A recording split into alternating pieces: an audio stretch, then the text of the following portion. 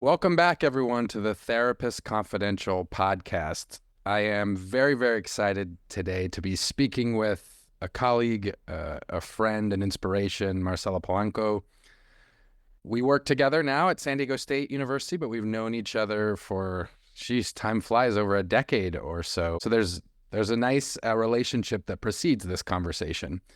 And there's a lot I could talk to you about. A lot I could talk to you about. Some of the things I'm hoping we might cover today in our small little, hour or so together. One is your relationship with therapy, whatever that word means, by the way. Maybe we'll have to even try to figure out what does therapy mean. But I'd like to discuss that. I'd like to discuss decoloniality in your work. That word gets thrown around a lot too. And I have lots of questions about how that shows up in your work and how you find it useful. And then maybe some conversation about suicidality. I know you've written about that a lot recently, and there's a couple of papers that I have read on that, written by you, that I don't say this lightly, really changed me. Not just changed how I thought about things, but like changed me in some way after I metabolized them. So I really find it to be groundbreaking work. So that's some of what I hope we can talk about. But before we get into all of that, Marcela, would you mind telling the people a little bit about who you are, any other information that feels important or near and dear to you? Yes, of course. But thank you, first of all, for inviting me into this conversation. I'm looking forward to it. It's crazy to think about the different points that we have connected throughout the last decade or so, and that now we end up at San Diego State working together. Oh, okay, so I can situate myself from the borderlands and what that means. I'm thinking about the Borderlands from the work of Gloria and Saldúa. And I think it's about existing in more than one place simultaneously. So I am a Colombian woman. I migrated to the US 25 years ago. And in that experience of migration, then I have become many things simultaneously and understanding what does it mean to exist in two social orders. So in the US, I have been racialized through these 25 years as a woman of color, as a Colombian immigrant. In the US, I enter into the profession of family therapy. So that's like the context of the therapy work that I do. Spanglish speaker. So I speak my Colombian Spanish, but then my immigrant English that came from my education in Colombia, but that has shaped in my immigration experience in the US. And so in Colombia, I am easily situated, which may surprise you or surprises folks in the US, as a white person. In Colombia, I belong to the class of privilege and whiteness, of what it means to be a white person in Colombia, which is very different from being a white person in the US, of course. And so in Colombia, I am within the profession of psychology, community psychology, middle class Spanish speaker from Bogota, which is where I was raised. So I speak Español Rolo, which is the Spanish from specifically Bogota. And so my work is situated within these borderlands. So this encounter of experiences of racialization, oppression, and privilege, and all of that is quite important because it has shaped the work that I now do in the US. And so, yeah, that to start. So we met a decade or so ago, and we met around, well, first, David Epstein introduced us, right? Yeah. Folks know David Epstein, because narrative therapy was something that he helped along in the therapy world, along with Michael White, right? Helped to initiate that work. And at that time, narrative therapy was really driving a lot of how you thought about your work. And, I think and this happens to most good clinicians, or even just, it doesn't have to be clinicians, whatever it is that people do in the world, often their work evolves over time, right? And I know that for you, your work now is maybe in a different space than it was 10 years or so ago when we met. And I'm wondering if you can talk about the history of your therapeutic work and where it stands today and maybe how it got there. Yes, for sure. So this is my work in English. If I think about my work in English is different than my work in Spanglish and in the Borderlands. So my narrative therapy, and I think to this point, still continues to be my framework of thinking therapy in my immigrant English in the U.S. So, and I remember that I first met you at the conference in Adelaide many years ago. So it was when I did my doctorate in Nova Southeastern, and around that time, Michael came to Florida to do some workshops. And I had not taken the classes of narrative yet, but I went to his workshop and I became completely hooked because he talked a little bit about the political aspects about practice that I didn't even learn here in Colombia. But that spoke about the politics that are inevitable when you are raised in a context of civil war. I don't know, my experience, you cannot ignore the politics of experience, right? When you live in the middle, you're raised in the middle of a war. So when I am in the US, different contexts, sociopolitical contexts drastically, and then I find narrative therapy that even though it was introduced to me in English in a different language, the politics and the ethics of the practice really resonated for me. And so I held really strongly about narrative therapy. And I was fortunate that I was in a program that did focus on narrative therapy in our training in family therapy. So I really followed the work very rigorously. And so ironically, the following narrative therapy led me to a place of sort of leaving narrative therapy to discover something else, right? When you think about the importance of local knowledge, when you think about the importance of language, when you think about the social political context, given that I come from a different social political context, a different language, and a different local knowledge, for me, it makes sense that then narrative therapy invited me to explore other knowledges, other contexts to understand therapy.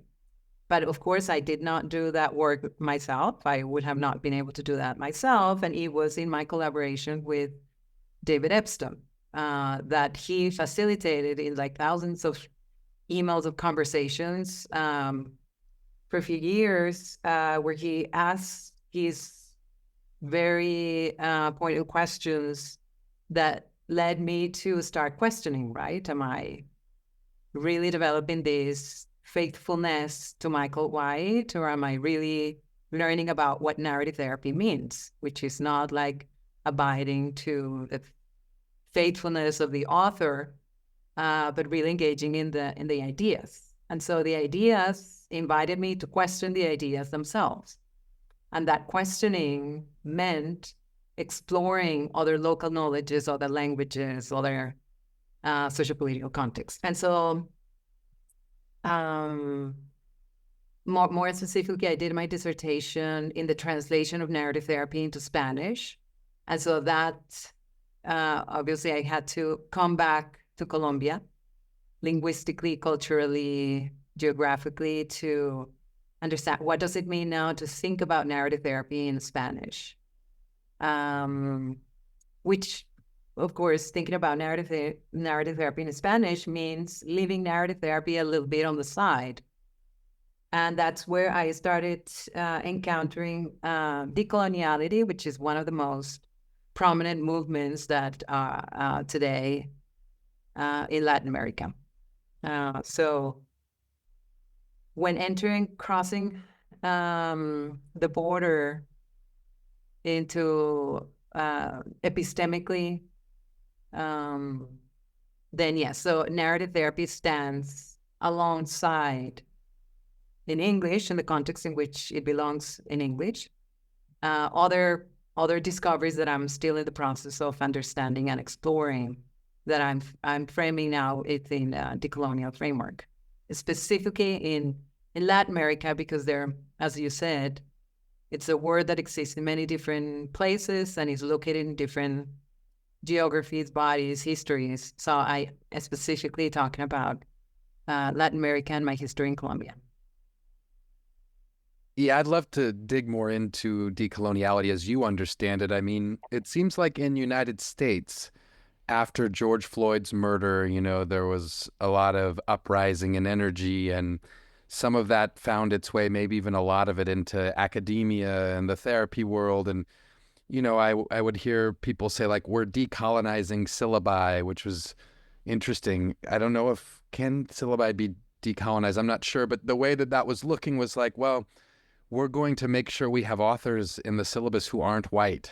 It was, or who were from different geographic locations than United States or Western Europe or whatever it might be, right?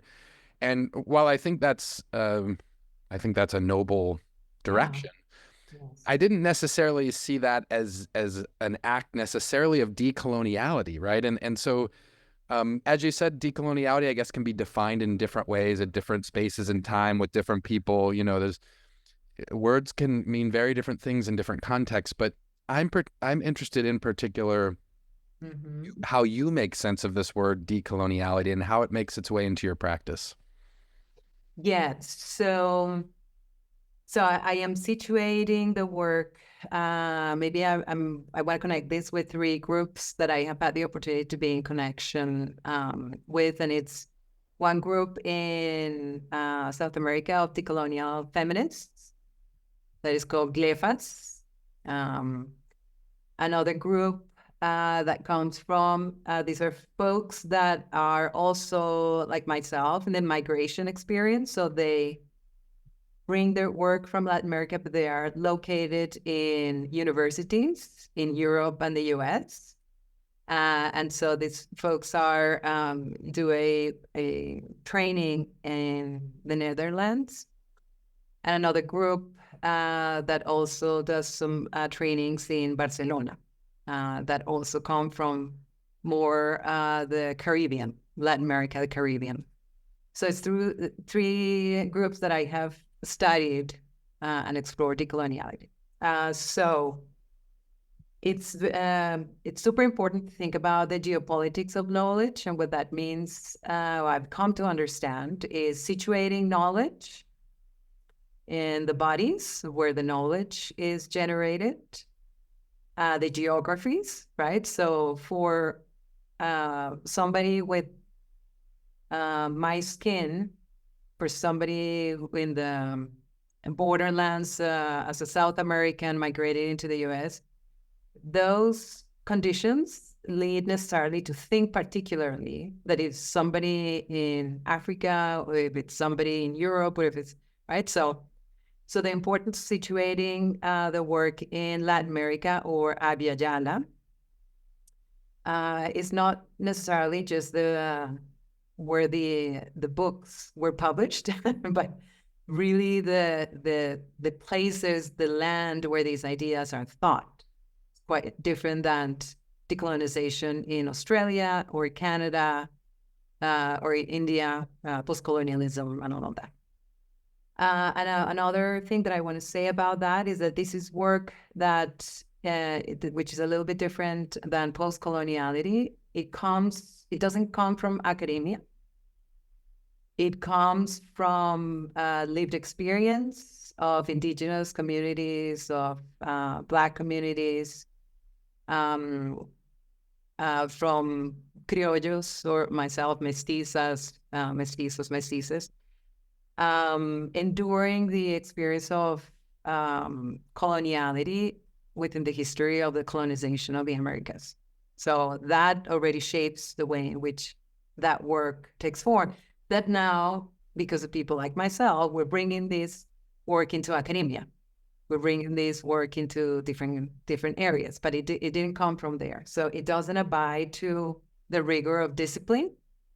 or the rigor of research. So it's not evidence-based, it's not profession-oriented, that also denotes it's a different characteristic. So in that sense, there's not one. I mean, I've read the different folks that from some of the groups that I mentioned, and everybody's has their own perspective about it, of what does it mean. They contradict themselves, but they don't fight against themselves about who has the true original definition of. There's not that knowledge competency that capitalism shapes in universities and all of that. And it is situated as an alternative or as an option. So I really appreciate that, because it doesn't belong to one author. Like I usually allocate narrative therapy, Michael White and David Epstein. Right. It doesn't exist in decoloniality, right? Yes, there's one person that developed a certain concept that has been key, and Aniol Quijano, coloniality, but it doesn't belong to one person or one author. It is an alternative and it's an option, thinking about decoloniality, that does not depend on decoloniality to do decolonial work. So narrative therapy, for example, depends on narrative therapy to be able to do narrative therapy. So you need to, or any other theory in therapy, right? You need EFT or solution focus.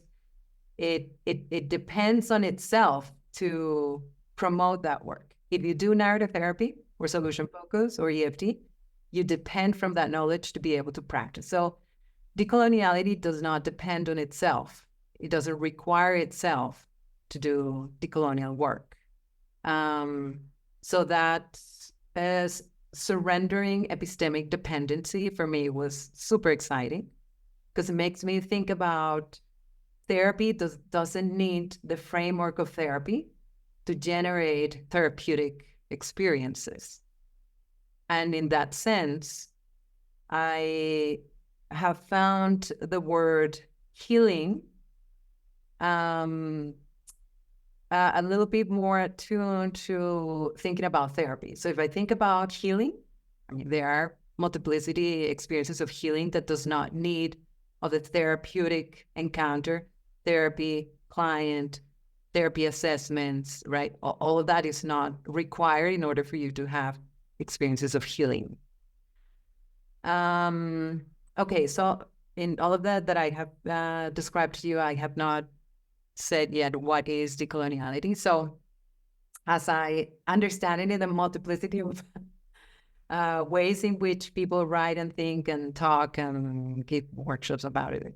So I understand it to be a project that is interested in understanding how power works.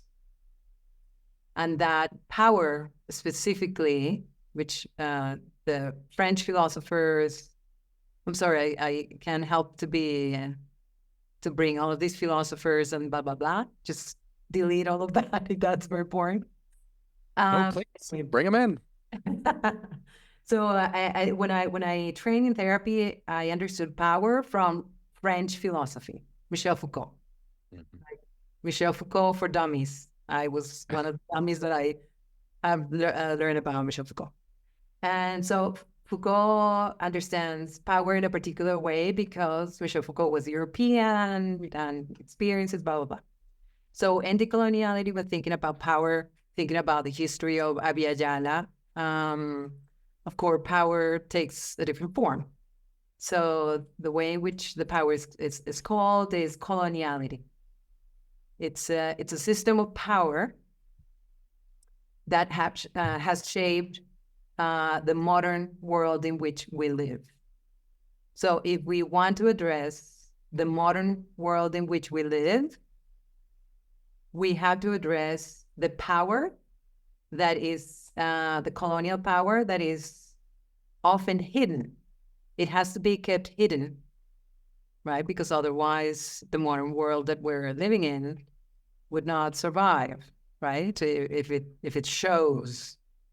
So yeah, and this system of power is understood to be like this structure that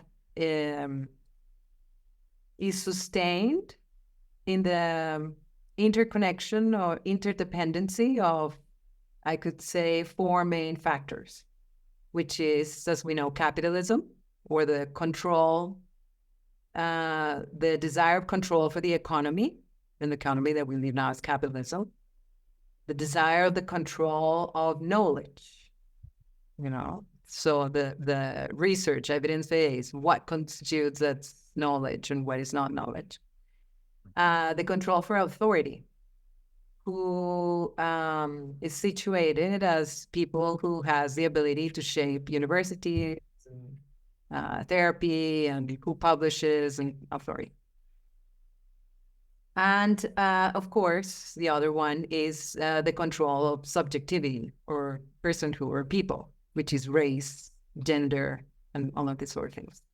So the interdependency of these four things is what sustains this violent power that modernity, and the way in which modernity shapes the world. And this is because I think when I also learned therapy, I understood that modernity was part of the Enlightenment and all of that history. But decolonial folks situate modernity, the beginning of modernity, in the conquest of the Americas. And it's not a movement. It's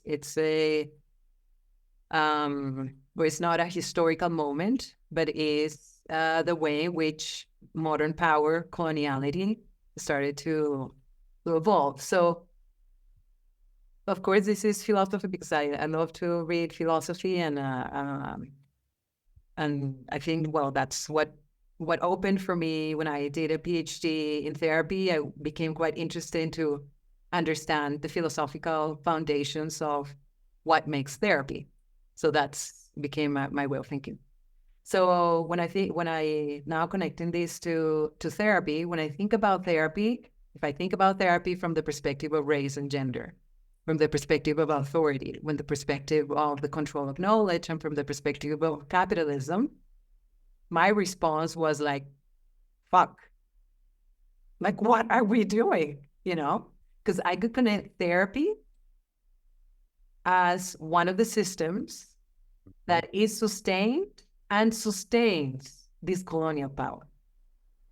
And so the decolonial project is something very different than the control of knowledge, developing now a new model of practice, a new evidence-based, a new research. Is rather, how do you delink, which is a key term, how do you delink or cut ties of the dependency of these structures in order to think and exist differently? So it's not only your therapeutic, like what happens in the therapy room is decoloniality, and then you go somewhere else and it's something else. No, it's a different logic, right? So I think that's where the place that I am right now, when rethinking, resensing, desensing, dethinking therapy, understanding not that therapy is bad or is wrong or it has to be deleted or anti-therapy, not at all, but situating it in the place where it belongs. It belongs to a history, to a tradition, to a group of people, Europeans, English, evidence-based. It belongs to that world. But if it belongs to that world, which is not mine, then now the universe open to the exploration of other universes, to now discover what does it mean to heal that is not dependent on that system of therapy. This is a word we both share in describing our work, which is healing. We've talked about this before. And I'll ask you this very directly. Take it where you want to take it. Yeah. Would you say that on May 2nd, 2025, that you still practice therapy? Do you practice therapy, or do you practice healing? Do you practice both, or something different altogether? I do.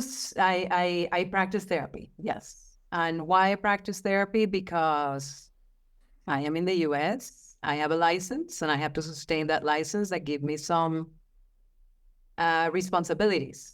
That if I don't subscribe to those responsibilities, I don't know, I get deported. I'm just kidding. I get deported in many different ways. So I do practice therapy because I am embedded in that structure of therapy. So I acknowledge that I do that. I was just having a recent conversation with Makungu as well. And I don't situate myself as a healer. I can say a little bit more about that after if it's relevant. I am interested in healing experiences in all aspects of life, not only in a therapy room. So I'm interested in experiences of healing. Because in the structure in which I operate, it's called therapy in the capitalist, Eurocentric, heteronormativity, white way in which therapy, I understand therapy to be. So yes, I am in that part. And also because the folks that I work with are looking for therapy, and they come from that framework that I just receive, right? Even though, but I think that I have stopped being obedient on what of those ideas of what is to have a good therapeutic conversation. So I have lost concern for therapeutic questions or therapeutic encounters or therapy frameworks. Narrative, for example, I haven't engaged with the narrative framework, studying or reading in quite a little bit, right? And so ironically and paradoxically, it is in conversations with people within that structure of therapy that I'm interested in paying attention about, okay, if I'm not thinking about these therapeutic questions that I want to ask, how else can I exist in this moment with this person? And what can I identify that is guiding my participation and relationship with this person when I am not only attuning to the therapy knowledge that I fortunately already finished paying the student loans. Yeah. So if people were watching your practice, which you still identify as a therapy practice of some sort, but if they were watching you practice, what would they actually see in the room? Yeah. I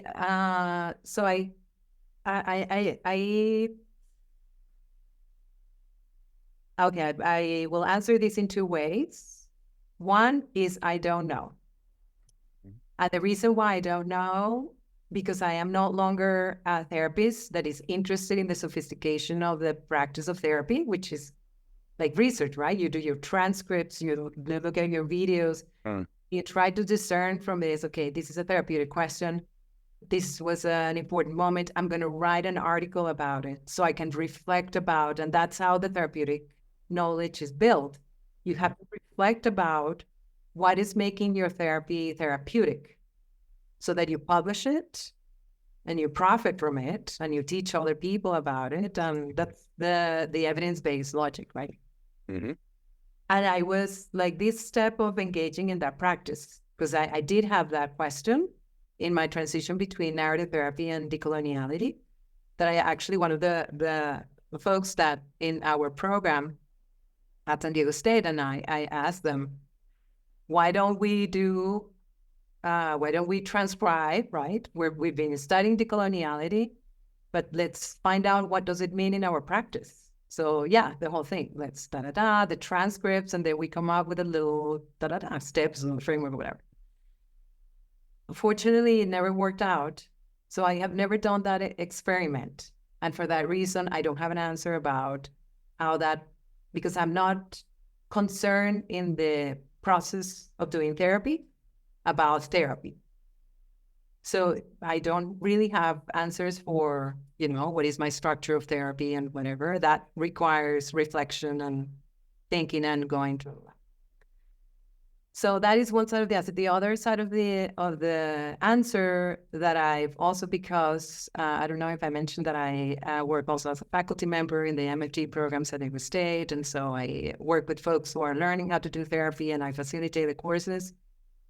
And so a couple of times when folks that are in the courses that I facilitate have witnessed when I sit down and have this conversation that we're calling therapy, are quite disappointed when after they finish watching the session, because they don't see me doing anything different that I do in direct interactions or in class, or, like they had the expectation, okay, now I'm in the therapy room and I'm going to do these therapeutic magic things. So when people watch me in a therapy, so my answer would be based on what they have shared. When people would watch me doing therapy, is how they watch me living life and talking to people in any context, right? Or in class, or having a cup of tea, or nothing. So this is not a very helpful answer. Anyway. I don't know that I was looking for a helpful or unhelpful answer, to be honest. I was looking for your answer, and I find it to be fascinating, actually. So if I'm hearing you right, there's not really a separation between how you would interact in quote unquote therapy, right? And how you would act in the world, which in an interesting way, not that I want you to define something that you don't wish to define in sort of classical Eurocentric research sorts of ways, but in a way you are identifying then something that does exist in your approach, which is that you kind of are you, and you're not engaging in any kind of prescribed practice in a quote unquote therapeutic encounter. Yeah. Yes, completely. And I remember you and I had a recent conversation also within a different context, talking a little bit about your work of,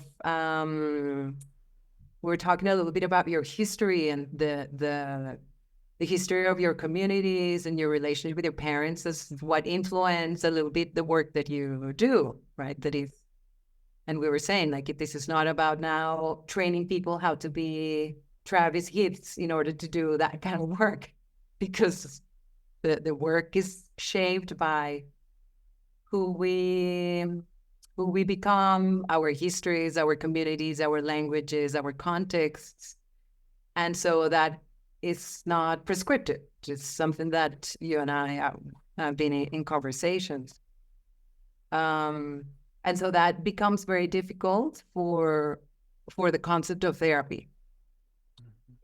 Because when we think about, which is some of the conversations that I'm interested in training, when folks work in agencies that are dependent on grants, right? So we think about grants, grant-driven therapy, money-driven therapy depends of a structure of therapy that can be bought, that can be assessed, that can be measured, that an insurance company can determine and verify, or the grant or the fund, whatever, can verify that you're really doing the work that you're saying. So this kind of work starts already delinking from capitalism, because it's not measurable and it's not outcome oriented. So there's not a concrete object that can be bought. So it started to shift a little bit about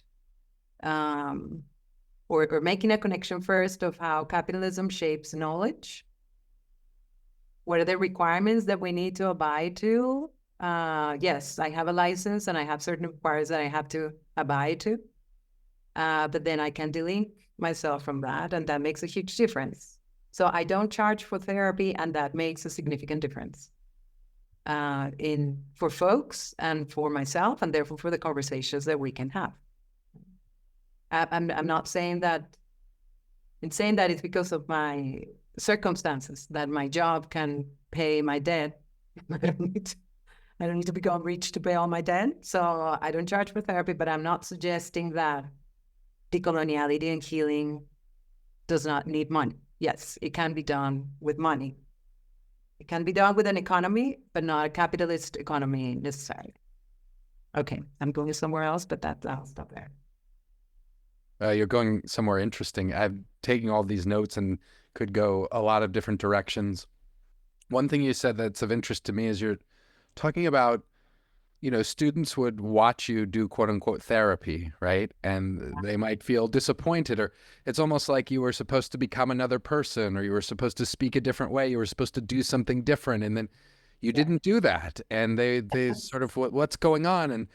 And this made me wonder, Marcela, what sort of challenges and also joys and complexities are you running up against right now in training students in an MFT program? Yes. It does require. It has been fundamental for me to develop a working relationship. We are relationally oriented as family therapists, narrative therapists, and so that's not surprising to say.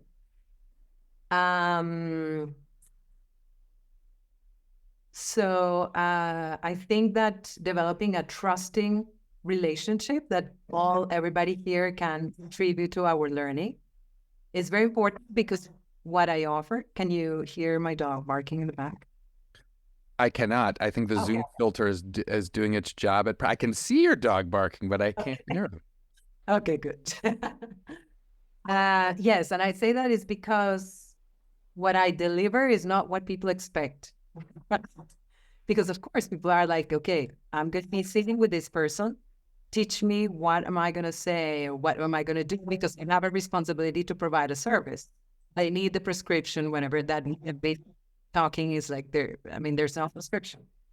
But so it is, so there's frustration, and that frustration is very important to bring into the conversation, because that frustration speaks to their ideas about what is therapy. And so it's a very important entrance to exploring what are their ideas about therapy and situating it in the context where that idea comes from. The dominant discourse about therapy looks like way. But then there's the exploration about what does healing means within the context of their own history. So I think that even though I teach like theories, I used to teach the class on theories, it always comes down to who is the person that is sitting in that encounter, exploring who is that person, what guides that person in the conversation, ancestry, languages, connections. That for me is the most critical aspects of shaping the person that is gonna be in conversation with others, is who is that person.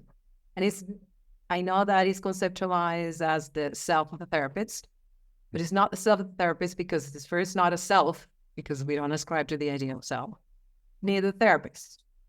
And it's not one person, right? So it's starting to explore the collective that they embodied in that moment, and how that guides there. And so bilingualism, that's some of the things that I'm super interested.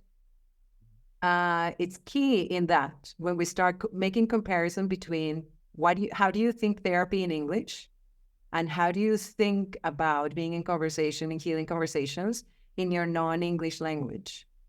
And so the grandmothers starts to show up, the grandfathers, or other folks. The community becomes visible, because the community in English are the authors, the text, the researchers in therapy. And in the non-English, then a whole world of people start to show up and shape their work. When thinking about suicidality, it's talking about death. right? How do we relate to conceptions of death and dying and um, good living and good dying? And all of this, it's the same, right? In English, suicidality evidence-based, but in their non-English languages, there are other ideas and relationships and philosophies, et cetera, et cetera. Yes. Okay, you're transitioning into an area I'd like to talk some about, and that is your understanding of suicide. There are a couple of articles that I want to direct people to. One is, the title is An Autopsy of the Coloniality of Suicide, Modernty's Completed Genocide. That's 2021. And then the more recent one, 2024, Suicide and the Coloniality of the Senses, Time, and Being, The Aesthetics of Death Desires. These two articles are like no articles I had ever read on the topic of suicide. I had found, like, for example, Vicki Reynolds had talked some about suicide in interesting ways. So I had encountered some articles that departed from the, sort of the standard psychologized and psychiatric ways of thinking about suicide. But these went even further in the sense that they really, well, it makes sense when you were just talking about decoloniality, to be honest, because it's sort of delinked, to use the word you've been using, my sense of what I had been taught suicide to be and how we should approach it and how we should, quote unquote, treat it, right? It took it into other realms, into other worlds. Both of these articles really did. And so you don't necessarily have to talk about the articles per se. If you want to, please do. But I just wanted to make sure people heard those in case they want to read this after our conversation. But I'm wondering if you can talk some of, one, how did you come into having this interest in suicide? And two, if you could talk about how you make sense of suicide from a lens of coloniality and decoloniality. Yeah, so, okay, I just want us to acknowledge, so the Autopsy of Suicide article was authored with Tisha X, who is a graduate from our program. And in that article, she talks about her own story of suicidality. So it was a collaboration where her story was centered to that article. So I think that was an important. It was not an article, but it came from a conversation with Tisha about her own experiences of thinking about life and death and the mental health system. So the other article I also want to acknowledge, it was co-authored with Anthony Pham, who is currently a student in our program, and he has lots of experience in working in the hotlines. So it was also centered on his experiences in that role. And so what first got me into this work was another colleague, Tirza Shelton, when I was in Texas. Tirza was doing work in the Air Force, interestingly enough. And so in a research class, we collaborated in a suicide research on folks that were in the Air Force, that were enduring experiences of suicidality and analyzing the system of the military and all of that hardcore stuff. So and then around that time, I was also working at a school. It's in Texas, elementary school. And a lot of the referrals were about suicide. Like teachers were trained on how to refer folks to therapy when they could identify their drawings or something arose concern. So we had an incredible amount. So it became, so it started as a therapy or academic concern. That was like the entrance, right? I'm not speaking as a person who has the lived experience of suicide. And through that work, I became connected to the critical suicidology network, which now it's called critical suicide studies. And so it's interesting. There are folks that are, and some of their work is centering Foucault. It would start in a little bit of the analysis of Foucault to critiquing about the modern perspectives and quantitative research of suicide, and broadening that concept of suicide to question the criminalization, the psychiatrization, the moralization of suicide. And I became really quite fascinated. Folks in narrative therapy were also connected to that network. And so the work that I have been exploring is understanding that the critical suicidology work is embedded still in a European tradition. So from a decolonial perspective, I wanted to delink myself from Eurocentric-based conceptualizations of suicide to explore how suicide is conceptualized otherwise. And interestingly enough, I then entered into exploring, because at the time I was collaborating with indigenous folks in Peru, and I was asking how they conceptualize suicide in their communities, and nobody could provide any, like, suicide. What do you mean? No, it doesn't exist. The war doesn't exist, nothing. So it was interesting to explore, to find nothing. And so now, during my sabbatical, I ended up in the Amazons here in Colombia. And so I learned about, and so I just wrote about this article in Spanish, the first time I write in Spanish. That's been quite exciting. There is a small town in the Amazons, in the Colombian side of the Amazon, that has started identified within the last 10 years, that they start finding their relatives or community members hang a tree or their houses. So they don't call it suicide. Researchers on the news, everybody calls it suicide, but they don't call it suicide because suicide does not exist in their language. So they call it the how do you call what people hang themselves with? Like a cord? No, it's not. Or a rope. A rope. So they call it the rope epidemic.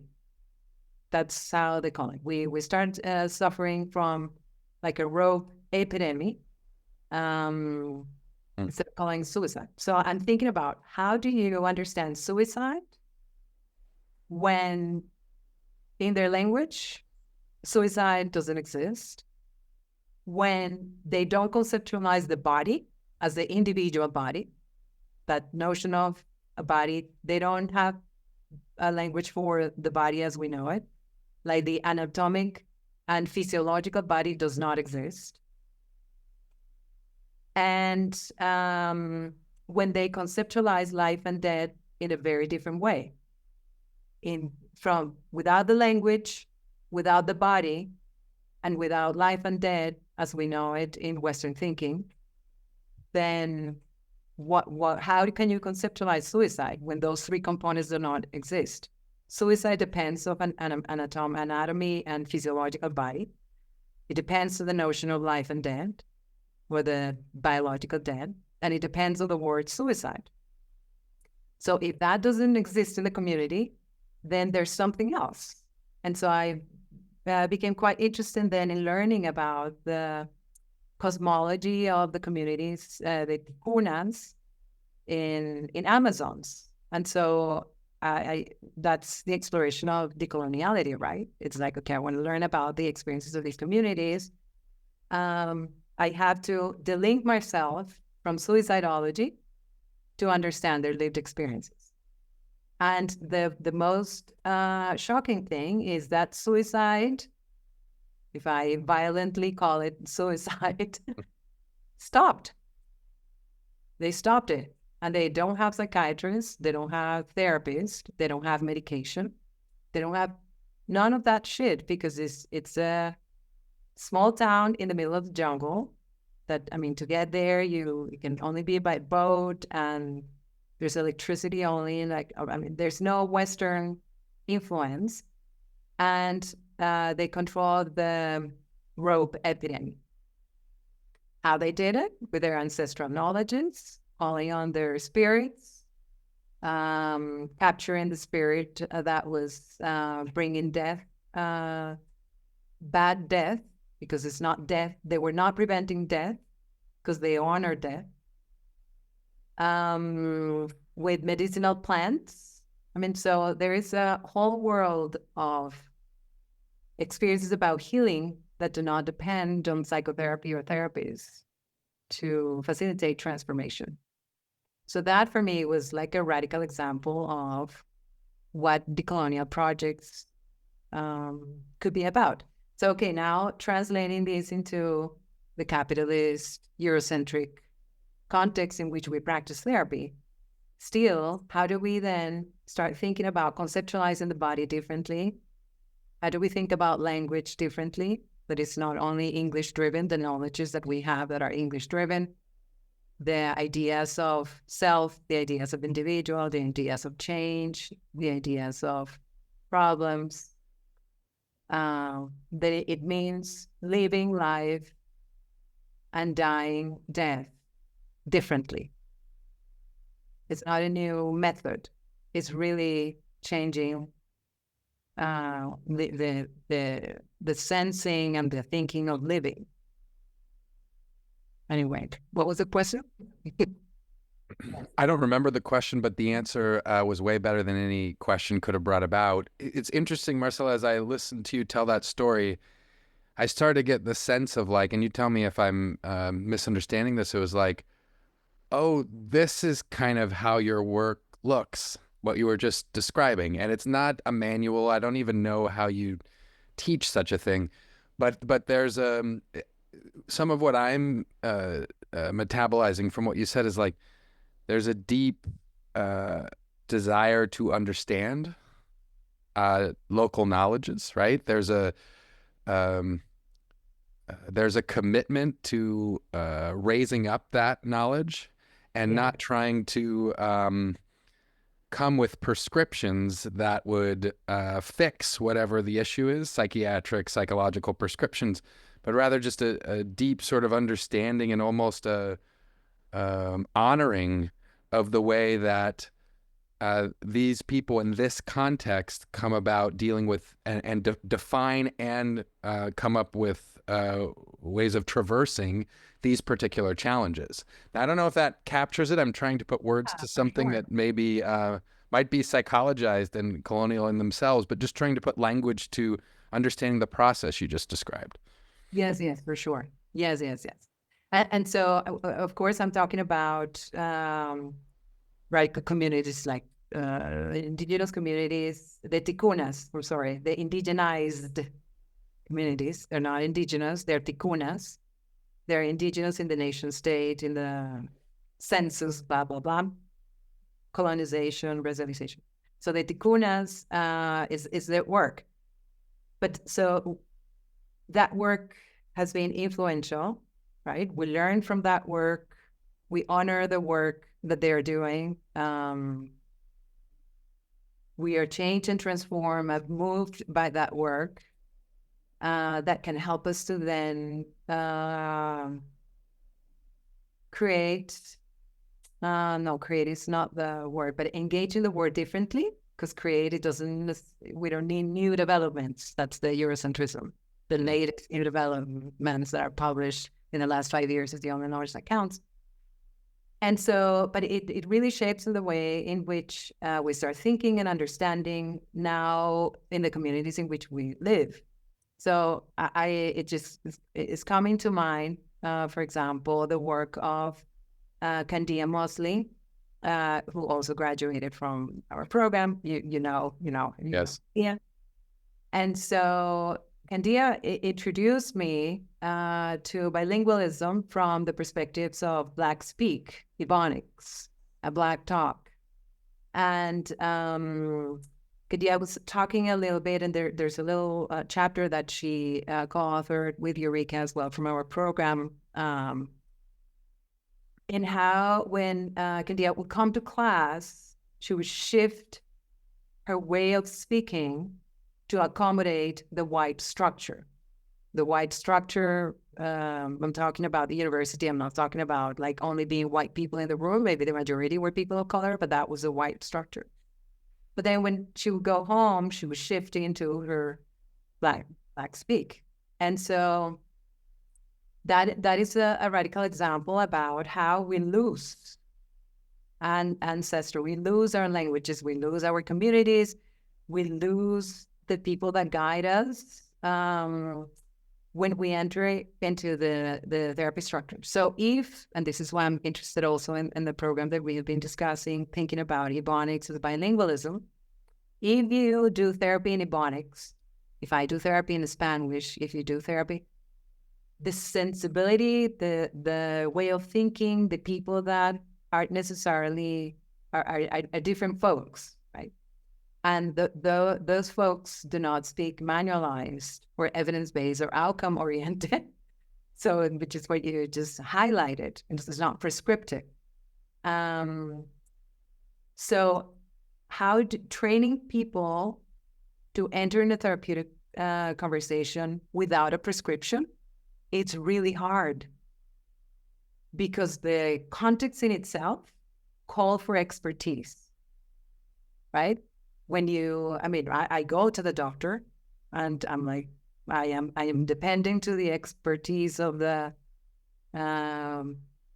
medical doctor that is, right? So how do you respond to that? And how, so when talking before about how do you train folks, is training folks to trust their spirits, their ancestors, their languages. I experienced that when I started talking about Spanish, because as you know, Spanish is humiliated. It's like people are ashamed of Spanglish. People are taught in their households that Spanglish is wrong, is the corruption of English. So when I say we're gonna think about therapy in Spanglish, you're like, okay, this instructor is raised my reputation, my professional development, because you're teaching me something that is looked down upon. But then that there's a shift there, right? When elevating knowledges, languages, ways of thinking and sensing, spiritualities, in aspects that guide people in a therapeutic conversation, alongside the manuals of the prescriptions, right? Yeah, there's room for everything. So it's not that the manuals of descriptions need to be burned down and forgotten. We need them to survive in this capitalist, Eurocentric, racist system that our livelihood depends on. We need a salary, we need a mortgage or a car payment or whatever. Oh, I have one more question I want to ask you. So if, there were students listening to what you were saying right now, other people who are training folks that are going to be clinicians, and they've heard you talking about all this for the last hour. I mean, I love what you just said about training people to trust their language, their knowledge, their ancestors. I could imagine myself as a student knowing nothing about this. I still know very little about this, right? But knowing nothing about it and going, gosh, this agrees with my sensibilities. This makes sense to me. Where do I go? How do I get more of this? What are the next steps? Like, what advice would you give to folks who might be hearing this and want to pursue this work further? Wow. So identify in your communities the people that are the story carriers. For some reason, in grandmothers and grandparents are very popular folks in people's lives. Because when I'm in class and people do projects exploring their communities. Grandparents and grandparents are common. So go to the folks in your, people in your family who are like the term in Spanish are sabedores. Okay, so the English term are the knowledge in their communities. Sit down with them and learn about how they understand life, how they understand healing, how they do suffering, but don't talk to them as if you're doing research, right? Talk to them as how you are linked to these knowledges, right?